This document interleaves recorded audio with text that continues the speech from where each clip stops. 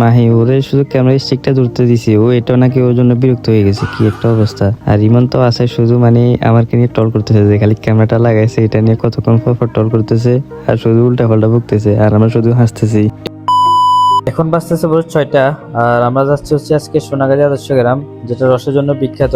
আসলে উঠার কথা আরো আগে, কিন্তু ঘুম থেকে উঠতে অনেক লেট হয়ে গেছে, যার কারণে এখন যাচ্ছি। আর এখন যাচ্ছি হচ্ছে আমার এক ফ্রেন্ডকে নিয়ে আসতে। ও হচ্ছে কি রেডি হয়ে দাঁড়ায় আছে, এখন ওর কাছে যাবো, তারপর হচ্ছে কি ওরে নিয়ে বাইর হবো। আমরা মাত্র 2 ব্যাগ যাচ্ছি।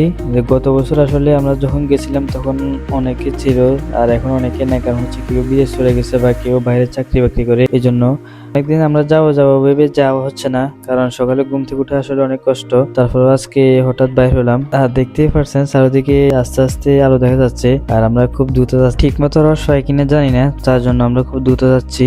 আর রসের থেকে বেশি হচ্ছে কি আমরা যাবো, আড্ডা দিব, তারপর হচ্ছে কি ছবি টবি তুলবো। এটাই, রস খাওয়াটা আসলে ফেক্ট না। আজকে ঘরের জন্য কিছু রস আনতে হবে, কারণ গতবারও গেছিলাম কিন্তু রস নেওয়া হয় নাই। আজকে ভাবছি রস নিয়ে আসবো। আর আমাদের সাথে দেওয়া যাবে হচ্ছে কি সোনাগাজী আমাদের জন্য দাঁড়ায় আছে। সোনাগাজী চলে আসছি, দেখতেছেন প্রায় আলো হয়ে গেছে।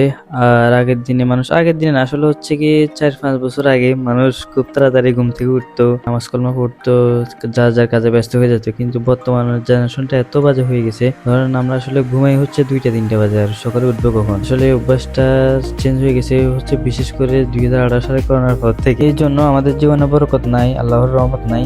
আসলে এই জিনিসটা থেকে আমাদের বের হয়ে উচিত। অলরেডি সকালটা পুরোটা দেখা যাচ্ছে, আর এখন হচ্ছে লাইটটা অফ করে চালাতে হচ্ছে। আর দেখতেছেন চারিদিকে অনেক কুয়াশা, যার কারণে ঠিক মতো দেখাই যাচ্ছে না। আর তারপরে আমি হলুদ লাইটটা দিয়ে রাখি, যখন কোনো একটা গাড়ি আসবে হঠাৎ দেখবে না, এই জন্য সিগন্যালের জন্য লাইটটা দিয়ে। আজ এই রোডটা হচ্ছে কি বালুর রোড, আর এখানে ব্রেক দিতে অবশ্যই সাবধানে ব্রেক দিতে হবে, কারণ 19-20 হলে গাড়িটা স্লিপ করবে। বাইকের কাছাকাছি চলে আসলাম। আমার বাইকের তেলও কম, কালকে তেল নিয়ে যাওয়ার কথা ছিল, কিন্তু পাম্পের সামনে নাকি সেনাবাহিনী ছিল, এই জন্য আর ওইদিকে যায়নি। আসলে নির্বাচনের আগ মুহূর্তে চারিদিকে যে পুলিশ সেনাবাহিনীর যে টল চলতেছে, বা বিশেষ করে বাইকারদেরকে বেশি নজরদারিতে রাখছে, যার কারণে এখন বাইরেও একটা রিস্ক।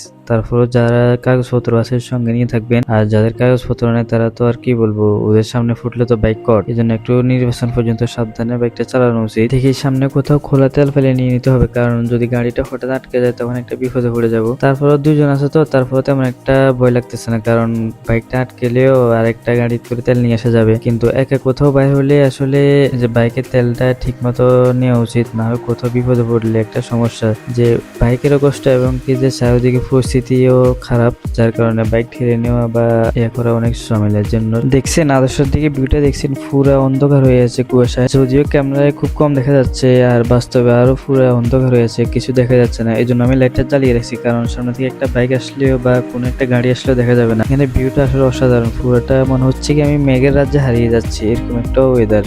মনে হচ্ছে যে আমি সাজে আসলাম। ওই দিন একটা ফোর্স দেওয়ার পর অনেকে রসের কথা জিজ্ঞেস করছেন, বা কি আমি রস নিয়ে দিতে পারবো কিনা বলছেন। আসলে রস গাছটা আমাদের মানে উপজেলায়, কিন্তু ভাই 4-5 কিলোমিটার ভিতরে, সকাল সকাল তো অবশ্যই যেতে হয়, যার কারণে আসলে আমি একজনকে বলছি যে ভাই এটা আসলে আমাদের সম্ভব না রস নেওয়ার জন্য। আমার এক ফ্রেন্ড আছে ওইখানে আদর্শ, ওর নাম্বারটা দিয়ে দিব কোনো এক কমেন্ট বক্সে, তো ওইখান থেকে ওর সাথে যোগাযোগ করলে ও হচ্ছে কি ফেনে যারা যে কোনো জায়গায় যে রসের ডেলিভারিটা করে।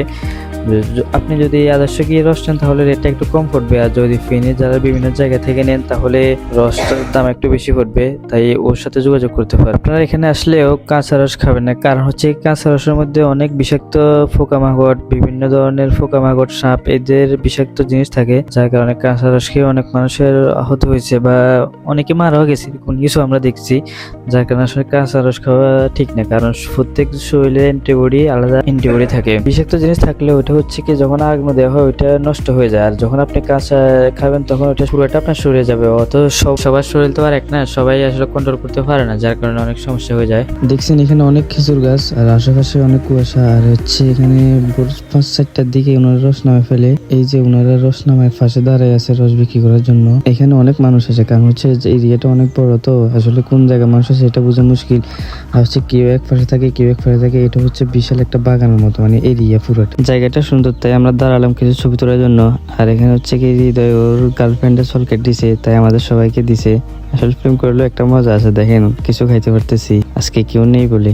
আর হচ্ছে মাহি, ওরে শুধু ক্যামেরা স্টিকটা ধরতে দিছি, ও এটা নাকি ওর জন্য বিরক্ত হয়ে গেছে, কি একটা অবস্থা। আর ইমন তো আছে শুধু মানে আমাকে নিয়ে টল করতেছে, যে খালি ক্যামেরাটা লাগাইছে এটা নিয়ে কতক্ষণ পর টল করতেছে আর শুধু উল্টা পাল্টা বকতেছে, আর আমরা শুধু হাসতেছি।